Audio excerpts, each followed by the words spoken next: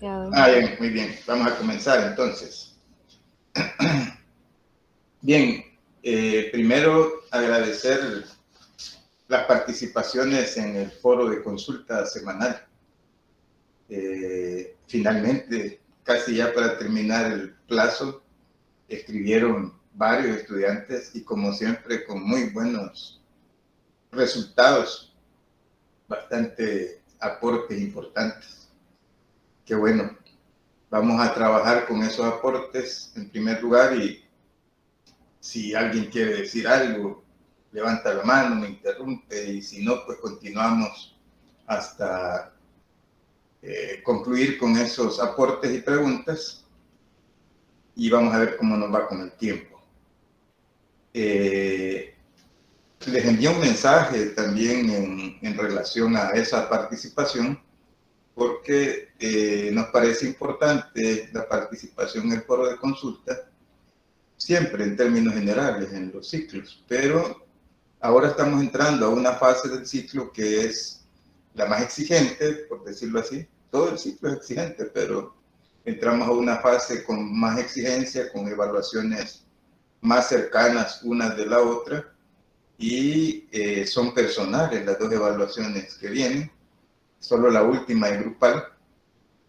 Entonces voy a hacer una breve introducción en esta sesión acerca de un tema que es amplio, que engloba o llega o toca los diferentes temas que estamos trabajando.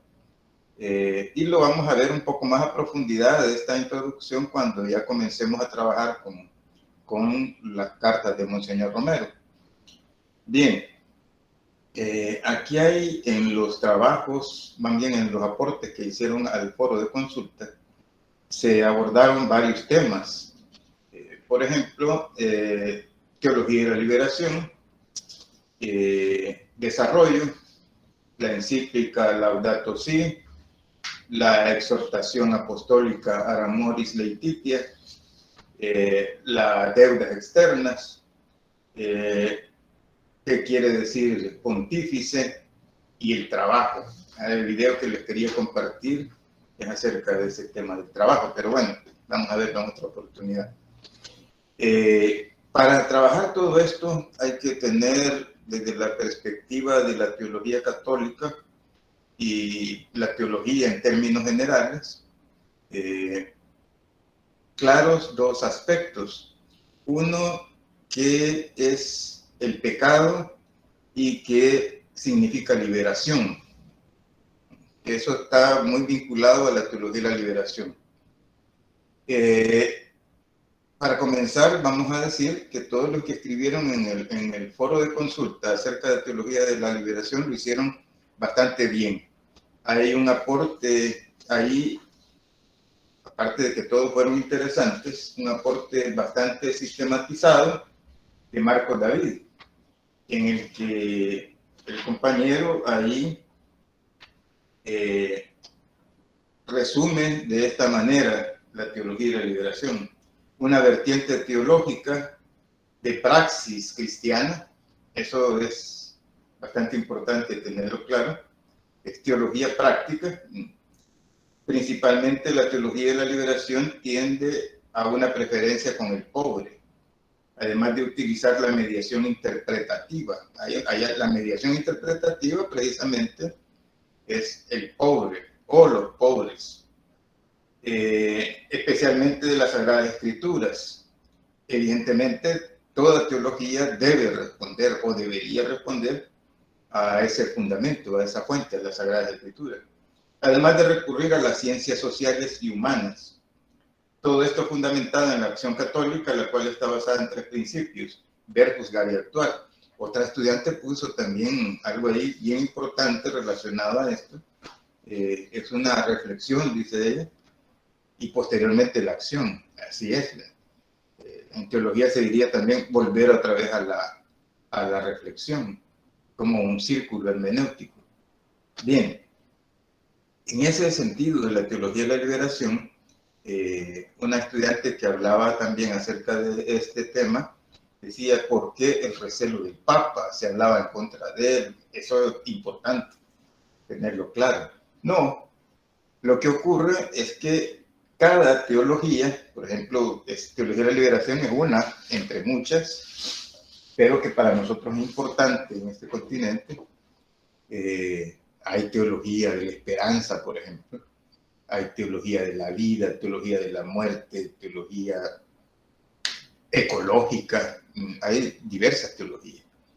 Pero la mayoría, la gran mayoría de teologías se producían solamente en Europa y en Estados Unidos. El continente latinoamericano producía teología, pero no la lograba sistematizar. Y fue hasta la época de los años 60, los años 70, en que teólogos católicos, principalmente en Sudamérica, pero también nosotros tuvimos aquí en El Salvador, por ejemplo, John Sobrino, un teólogo católico que aportó a la teología de la liberación.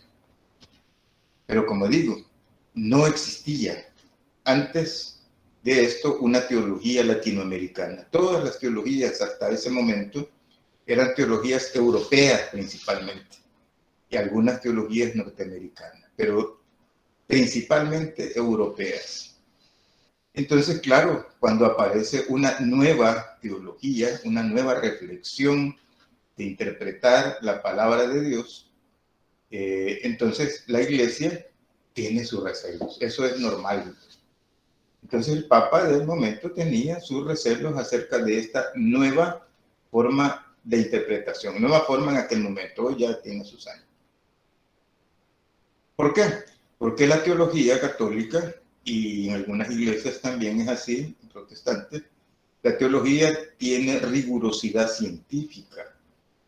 O sea que desde que comenzó la teología a trabajarse en las universidades, allá después de la Edad Media, la rigurosidad teológica es una exigencia. Entonces, eso quiere decir que al hacer una teología tenemos que ser bastante rigurosos en el fundamento en las escrituras sagradas, y si es que trabaja con otros elementos, ver que esa aliación teológica de la Sagrada Escritura con la ciencia humana sea la correcta desde la perspectiva de la Iglesia. Entonces, claro, surgía una nueva teología en un nuevo tiempo, en un continente que no había producido teología. Entonces el Papa tiene que tener cuidado para trabajar ese tema. Entonces lo que hizo fue conocerla, escudriñarla, como dicen, ¿no? Profundizar para conocerla. Y a partir de que se fue conociendo, no solo en un pontificado, sino que en varios, es que la teología de la liberación va adquiriendo notoriedad, aceptación, o sea que va cumpliendo con los pasos de rigurosidad científica y sagrada, de manera tal que hasta hoy, con el Papa Francisco, logra la teología de la liberación tener un reconocimiento ya prácticamente pleno y se asume dentro de la Iglesia como una de las teologías importantes desarrolladas en el planeta. Esta teología de la liberación, evidentemente, como ustedes lo han visto y lo han dicho los que participaron en el debate, fue formulada y creada en América Latina, principalmente, insisto, Sudamérica, y algunos exponentes nuestros en El Salvador, algunos de Nicaragua, de México, contribuyeron en esa elaboración. Esta teología fue la que habla ya en la conceptualización, habla del concepto de pecado y del concepto de liberación desde una perspectiva latinoamericana. Hay que ver que esta teología está surgiendo entre los años 60 y 70 en América Latina, época de dictaduras, época de confrontaciones internas en los países, de movimientos revolucionarios hasta guerrilleros, y entonces hay un elemento específico y especial en el contexto donde está surgiendo esta teología. Entonces, el análisis de la realidad y el análisis de la coyuntura que hicieron los teólogos latinoamericanos en aquel momento, iluminados por el Espíritu Santo, trabaja conceptos propios desde la realidad latinoamericana que son un gran aporte para las teologías europeas y norteamericanas que ahora la retoman. Dentro de todos esos conceptos está el concepto de pecado. En términos generales, en la teología católica y en muchas teologías evangélicas protestantes, el término pecado significa alejamiento de Dios. Y cuando uno recuerda que Dios es amor, entonces alejarse de Dios es todo lo que es lo contrario. El odio, la marginación, la exclusión, el sufrimiento. Quien provoca sufrimiento, quien genera odio, etcétera, está alejándose de Dios, está cometiendo pecado. La concepción de pecado original se mantiene en el sentido de que peca, hay un pecado individual, ¿verdad?, que lo comete el ser humano, la persona, y un pecado social y un pecado estructural. Esos son aportes ya de la teología de la liberación.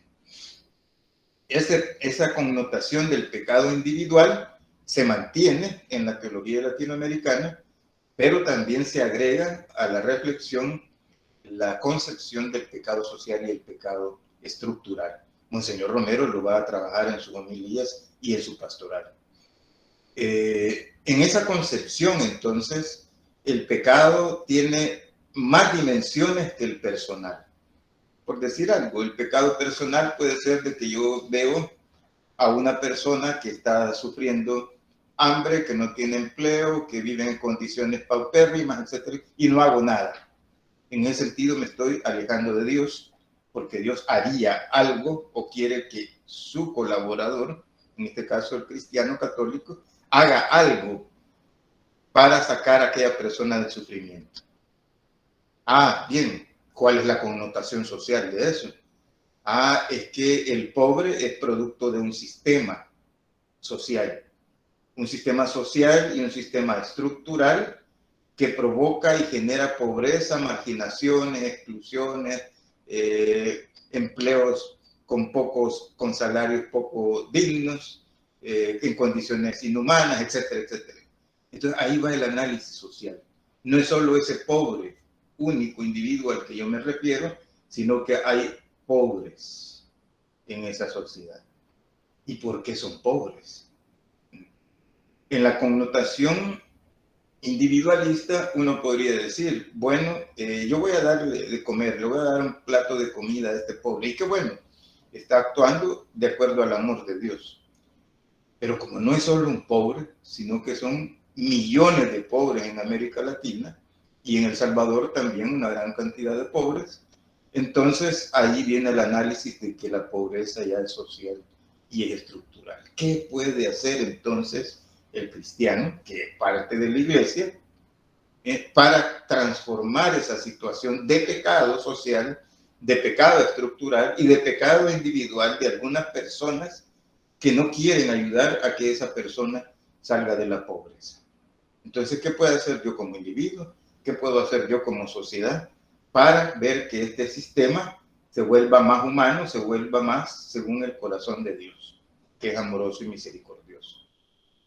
Bien, y así, en términos de pobreza económica, también podríamos tomar ejemplos de la pobreza, por ejemplo, que tiene que ver anímicamente.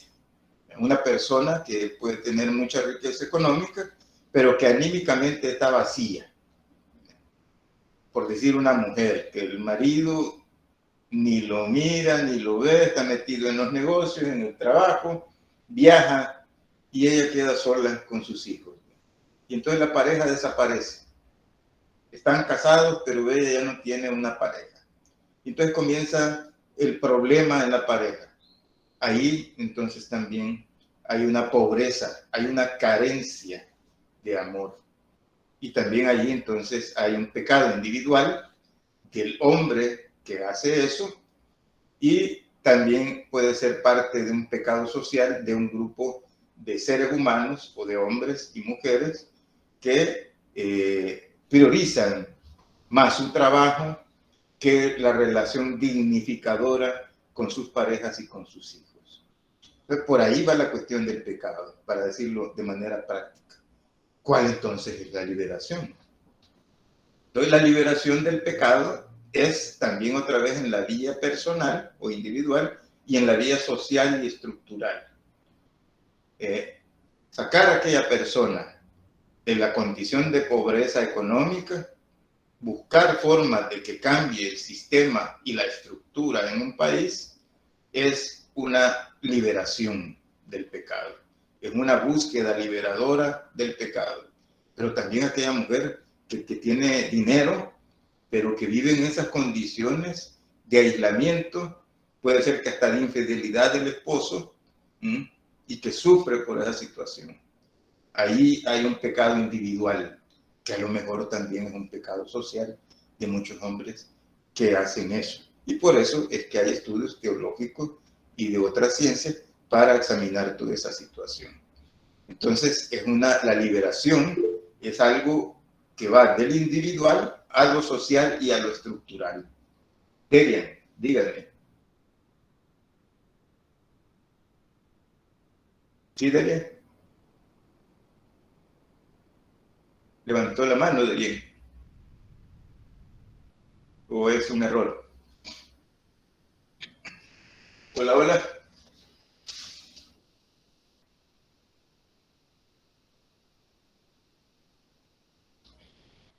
Hola, hola. Bueno, entonces vamos a continuar. En ese sentido, es que hay citas de Monseñor Romero. Vamos a citar rápidamente algunas de esas, que dice, por ejemplo, Monseñor Romero, ¿qué es el pecado?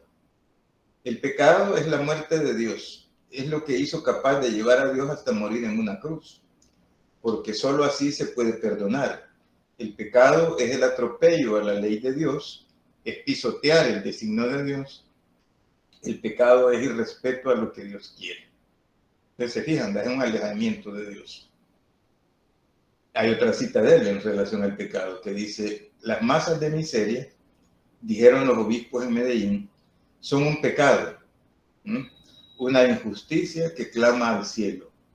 La marginación, el hambre, el analfabetismo, la desnutrición y tantas otras cosas miserables que se entran por todos los poros de nuestro ser son consecuencia del pecado de aquellos que lo acumulan todo y no tienen para los demás, y también del pecado de los que no tienen nada, no luchan por su promoción, son conformistas, haraganes, no luchan por promoverse, pero muchas veces no luchan no por su culpa, es que hay una serie de condicionamientos, de estructuras que no los dejan progresar. Es un conjunto, pues, de pecado mutuo. Ahí está ya más reflejado lo que es teológica y pastoralmente el pecado. Bien, y en cerca de la liberación dice lo siguiente. Bienaventurados los liberadores, esto lo dice Monseñor Romero también. Bienaventurados los liberadores que ponen su fuerza no en las armas, no en el secuestro, no en la violencia, ni en el dinero, sino que saben que la liberación tiene que venir de Dios. Ahí está un aspecto importante. O sea, el ser humano que actúa para liberar a otros y liberarse a sí mismo es porque tiene una enorme fe en Dios y la practica. Tiene que venir de Dios, que será la conjugación maravillosa del poder liberador de Dios y del esfuerzo cristiano de los hombres. Y la última cita de él, también en relación a la liberación. La palabra que a muchos molestan, la liberación, es una realidad de la redención de Cristo. La liberación quiere decir la redención de los hombres, no solo después de la muerte, para decirles, confórmense mientras viven. No, liberación quiere decir que no exista en el mundo la explotación del hombre por el hombre. Liberación quiere decir redención, que quiere liberar al hombre de tantas esclavitudes. Esclavitud es el analfabetismo, esclavitud es el hambre por no tener con qué comprar comida, Esclavitud es la carencia de techo, no tener donde vivir. Esclavitud es miseria. Todo eso va junto. Y aquí una última reflexión al respecto. En ocasiones, la pobreza y el pecado se quieren espiritualizar, se intentan espiritualizar, verlo como algo etéreo, algo que es solo espiritual, olvidando que el Evangelio y la palabra de Dios tiene una perspectiva integral. La salvación o la redención o la liberación, que son sinónimos, en la Biblia tienen una perspectiva integradora o integral, en el sentido de que Dios lo que busca es la salvación, la liberación del ser humano integralmente, no solo en espíritu, sino también en la carne. Entonces, esa es la visión integral de la Biblia en cuanto a salvación, y es la misma visión en cuanto a pecado. Cuando el hombre peca, no peca solo espiritualmente, sino que también peca materialmente. En ese sentido, entonces, la liberación tiene también esa connotación de la liberación en la historia. Cuando alguien sale de una esclavitud en este mundo, Dios está proyectando ahí ya en el presente, no solo en lo que va a venir después de la muerte. Bien, aquí dice Derian, prácticamente lo que dijo Santiago en el capítulo 4, versículo 17, que el que sabe lo bueno y no lo hace, le es pecado. No se trata de ver las necesidades del pobre y quedarnos con eso nada más, sino en ayudarle a salir adelante de dicha situación. Así es. Y además, la connotación del pobre, Derian, es, como mencioné anteriormente, la connotación del pobre no es solo económica, sino que también es una connotación social. Y esa connotación social tiene varias aristas o varios apartados. La connotación social, por ejemplo, de aquel estudiante universitario que con limitaciones está estudiando en una universidad y que no tiene todas las condiciones para poder accesar a todos los beneficios que el resto de estudiantes tienen, y que se siente mal, se siente marginado, se siente excluido, porque todos sus compañeros y compañeras tienen todas las posibilidades. Ahí hay una exclusión. Esa exclusión, aunque sea de un estudiante, implica entonces un cuestionamiento para el profesor y también para toda la universidad y para todo el sistema educativo. ¿Por qué está ocurriendo eso? Entonces, digo también los problemas intrafamiliares, la violencia del hombre hacia la mujer es un pecado social. Puede ser que esa violencia del hombre hacia la mujer no se dé, y evidentemente las estadísticas lo muestran, no se da únicamente en los extractos económicamente pobres, se da también en las clases altas. Lo único que ahí se oculta esa situación. Se sabe ocultar bien, pero en el silencio las mujeres denuncian entre ellas y eso se va conociendo. Ahí está el pecado social. Bien, entonces rápidamente hemos reflexionado acerca de eso porque eso tiene connotaciones para todos los temas que estamos trabajando.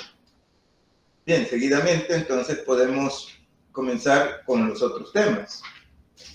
Por ejemplo, pontificados.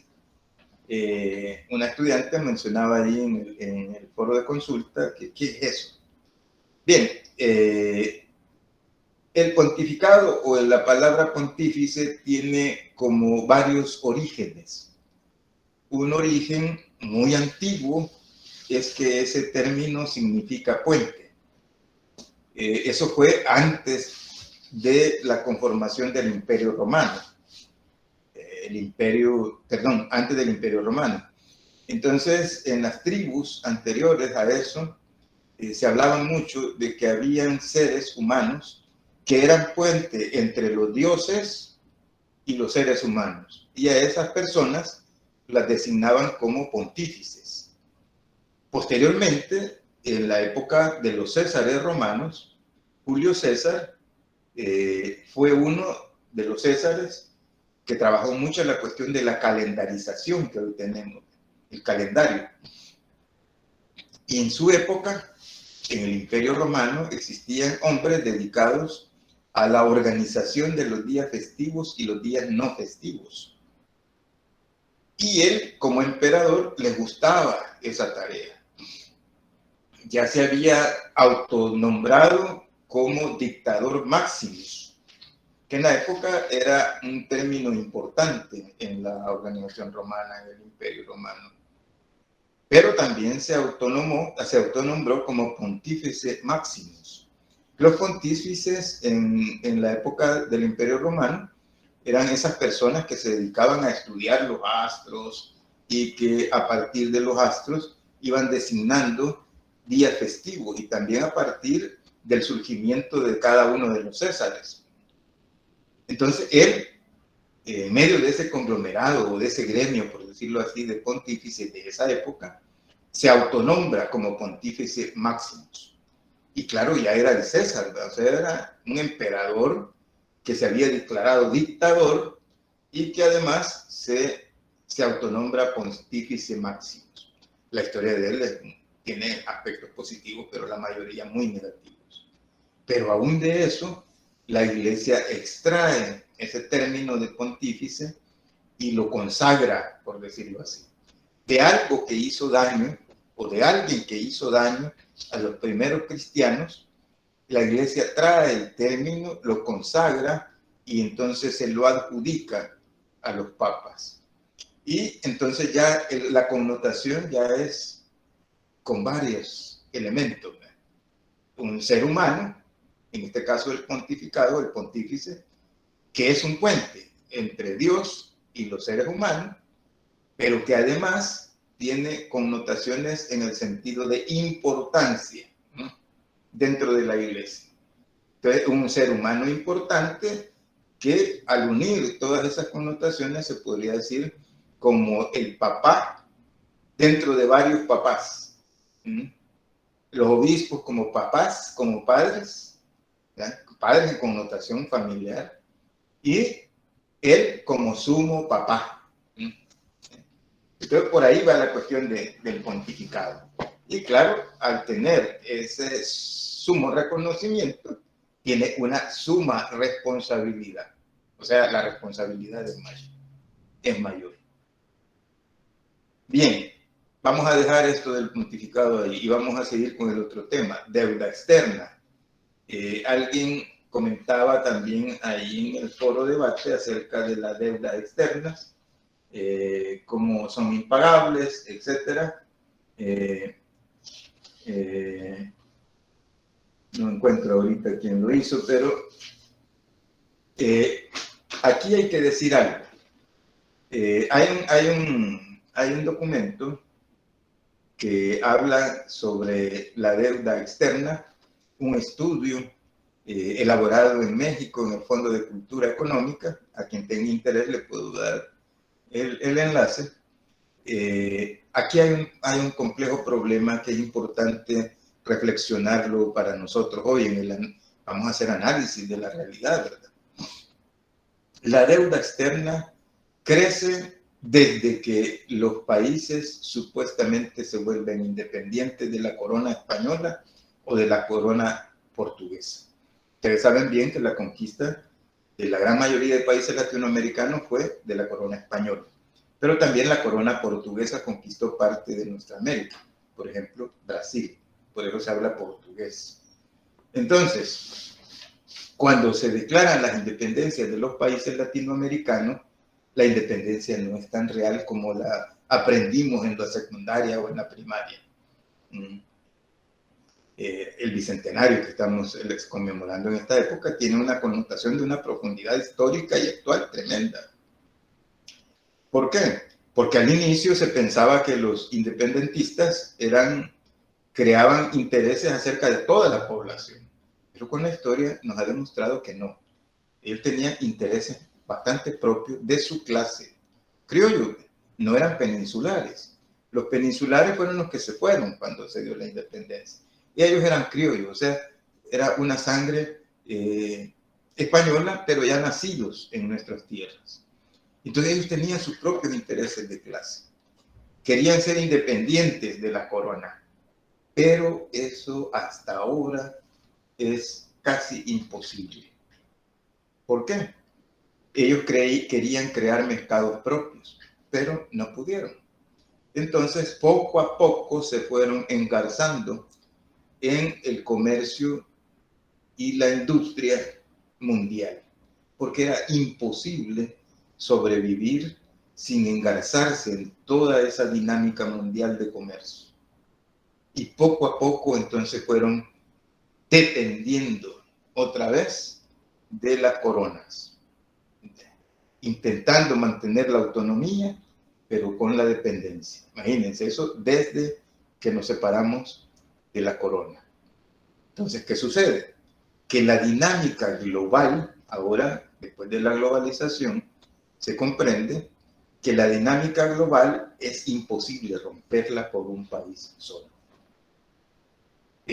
Por ejemplo, Cuba y los países socialistas organizados en su momento, allá por los años 70, 80, y todavía llegó un poco el esfuerzo hasta los años 90, intentaron independizarse de la dinámica mundial capitalista y ser países independientes, pero no lo lograron, porque siempre tienen que estar vinculados con la dinámica mundial del capitalismo.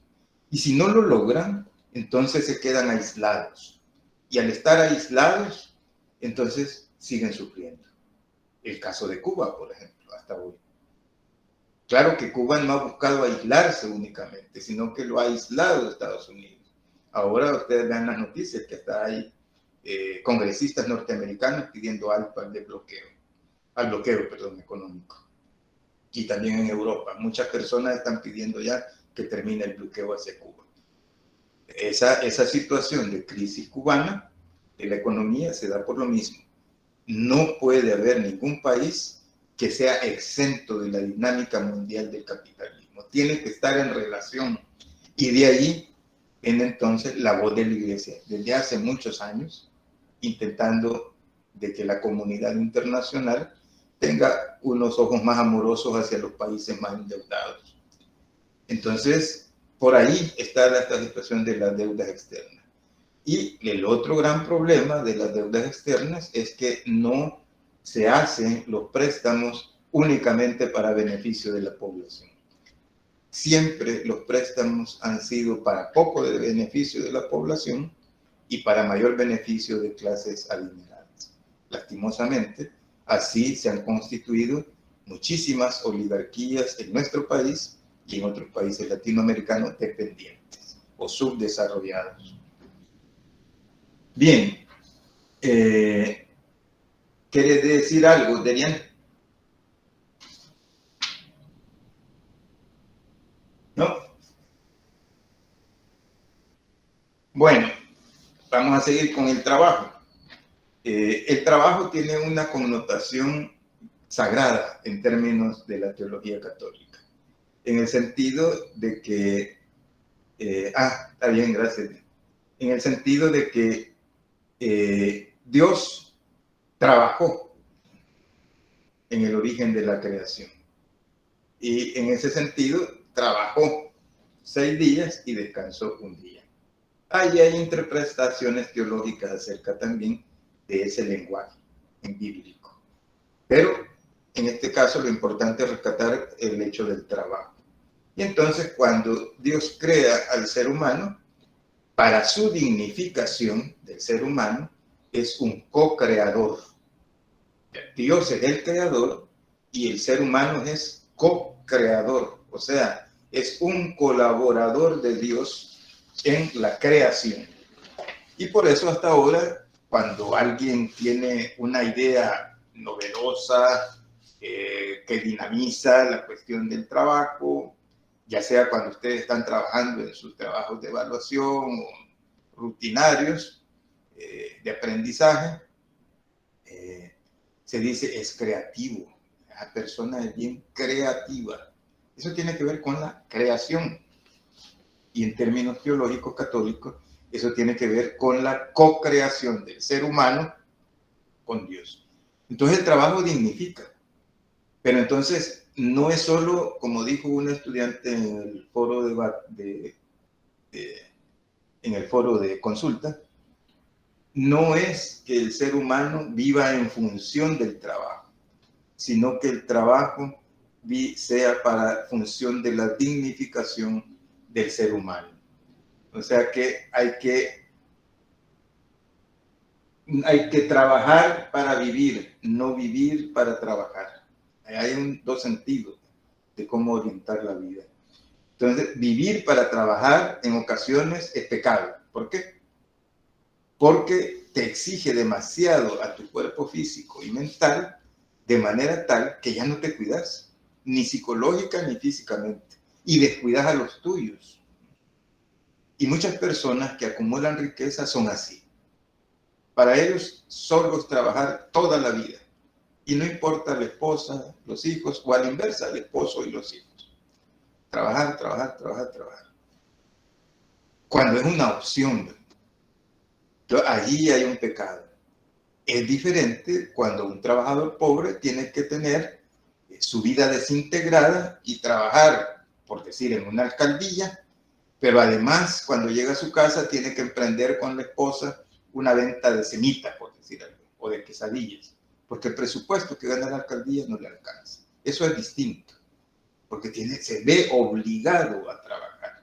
No es una opción de pasar toda la vida alejado de su familia o descuidándose de sí mismo, de su cuerpo psíquico y material.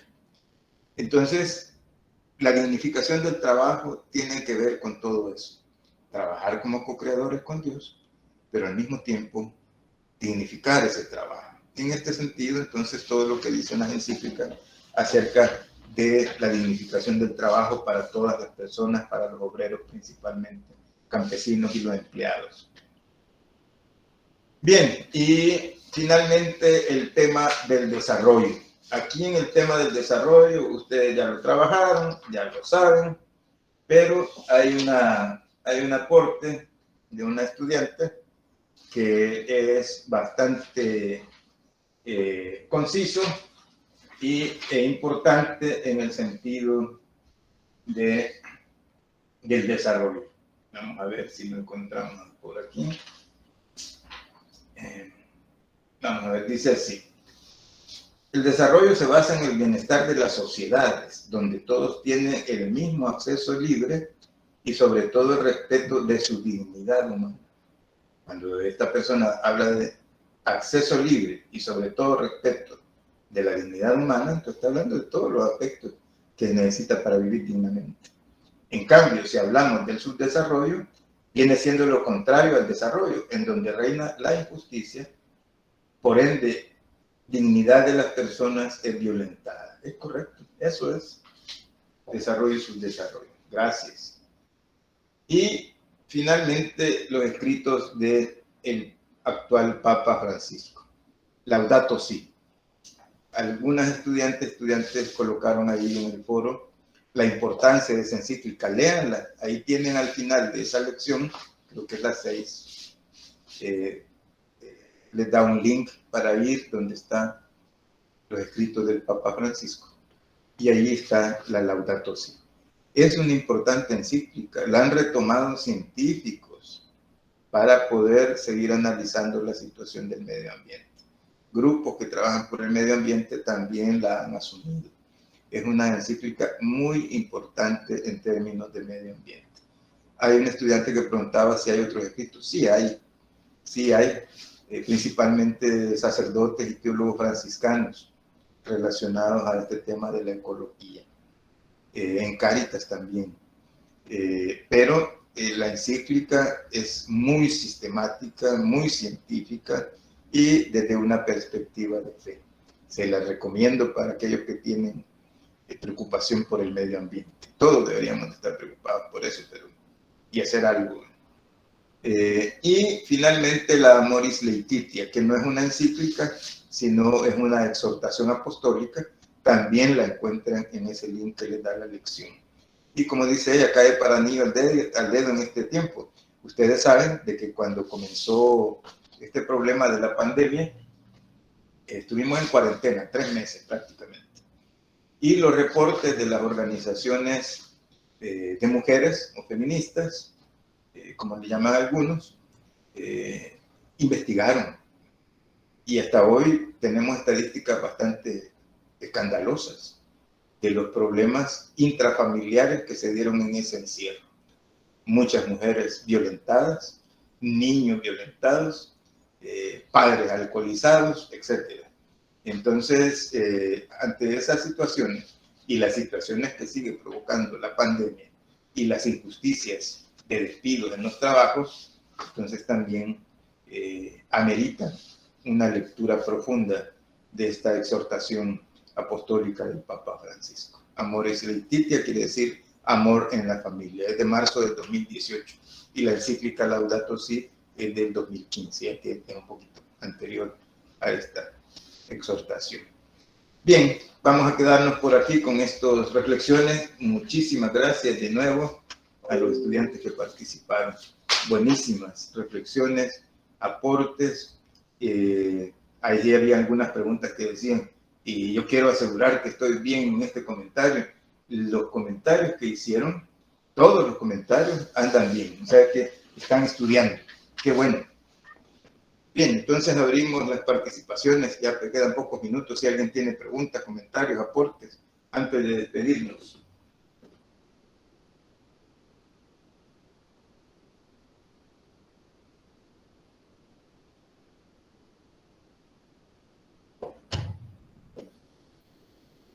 Nadie quiere decir nada, amanecieron ahora con sueño.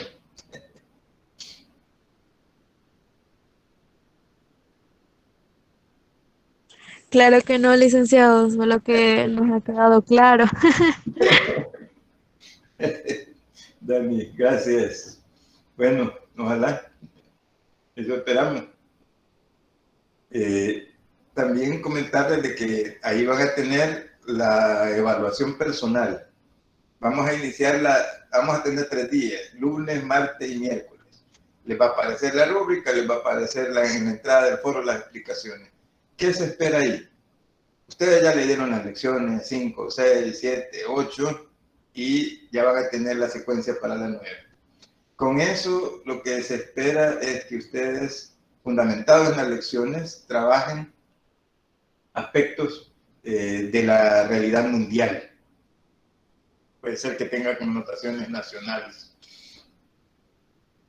Y que ante esos aspectos reflexionen acerca de la postura que la Iglesia ha dado en el pensamiento social cristiano. Para eso, un máximo de 200 palabras en cada reflexión por persona. No hay un mínimo, sí un máximo, porque hay estudiantes que escriben bastante y bastante bien, qué bueno que lo hacen, pero no hay un mínimo. ¿Qué es lo importante en esos aportes? Que sean elaborados con sus palabras y que sean bien fundamentados. Eso es lo más importante, que se note que ustedes han estudiado las lecciones, que se evidencie eso, y que saben cuáles son las problemáticas que están reflejadas ahí en las lecciones, que evidentemente se reflejan hasta nuestros días. Por ejemplo, la cuestión del pobre y la pobreza. ¿Qué dice la Iglesia ante eso? ¿Cuál encíclica aborda ese tema? Y esa pobreza llega hasta nuestros días. Entonces un estudiante podría decir, bueno, actualmente en El Salvador existe tal nivel de pobreza. Las estadísticas dan un dato de pobreza tal. Y ante esa situación, la encíclica X del Papa tal dice esto. Y yo pienso acerca de este tema, esta es mi postura. Entonces, por ahí, eso es lo que se espera en esa evaluación y es personal. Y se pone el límite de 200 palabras para que no se extiendan demasiado, sino que también traten de ser específicos. Entonces, no sé si hay alguna pregunta o comentario antes de despedirnos. Yolik, Sí, Emma, diga. la evaluación, ¿cuándo sería? Lunes, martes y miércoles van a tener abierto el foro. Ah, ok, gracias. De 8 de la mañana a 8 de la noche los 3 días. Ya el miércoles se cierra a las 8. Esta actividad sí será ponderada, ¿verdad? ¿Perdón? Esta actividad sí es evaluada, ¿verdad? Así es, sí. Es la participación siempre en el foro, ¿verdad? Perdón, Daniel. Es la participación en el foro, ¿verdad? Participación en el foro evaluado, Oh, que es las problemáticas internacionales. perfecto, gracias. Así es, Daniel. Tiene una ponderación de 15%. Ahí les va a aparecer ese dato también en la entrada al foro. Bien, si no hay nadie más, entonces nos vamos despidiendo.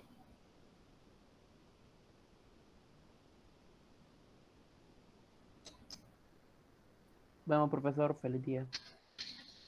Gracias por participar. Que tengan un buen fin de semana.